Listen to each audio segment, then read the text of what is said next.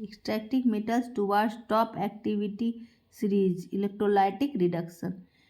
NaCl को electrolysis करते हैं तो Na+Cl- बनता है। कैथोड पे सोडियम होता है और एनोड पे क्लोरीन।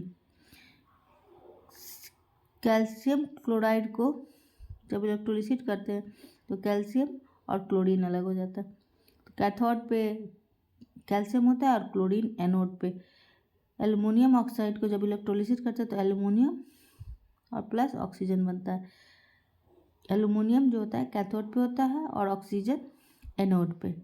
मैग्नीशियम क्लोराइड को जब इलेक्ट्रोलिसिस करते हैं तो मैग्नीशियम Mg2+ और 2Cl- बनता है। मैग्नीशियम कैथोड पे होता है और क्लोरीन एनोड पर।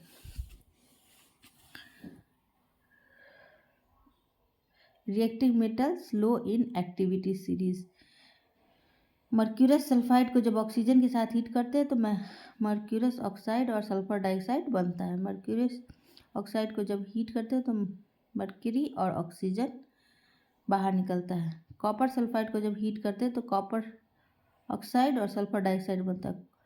और कॉपर ऑक्साइड को जब कॉपर सल्फाइड के साथ हीट करते हैं तो कॉपर प्लस सल्फर डाइऑक्साइड बाहर निकलता है। Extracting metal of middle activity of series.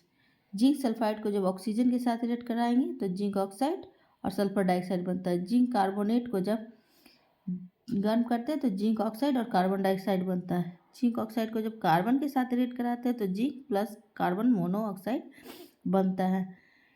Magnesium oxide को जब एल्युमिनियम के साथ रिएक्ट कराते हैं तो मैग्नीशियम और एल्युमिनियम ऑक्साइड और हीट बाहर निकलता है। फेरस ऑक्साइड को जब एल्युमिनियम के साथ रिएक्ट कराते हैं तो फेरस प्लस एल्युमिनियम ऑक्साइड और हीट बाहर निकलता है। क्रोमियम ऑक्साइड को जब एल्युमिनियम के साथ रिएक्ट कराते हैं तो क्रोमियम एल्युमिनियम ऑक्साइड और हीट बाहर निकलता है।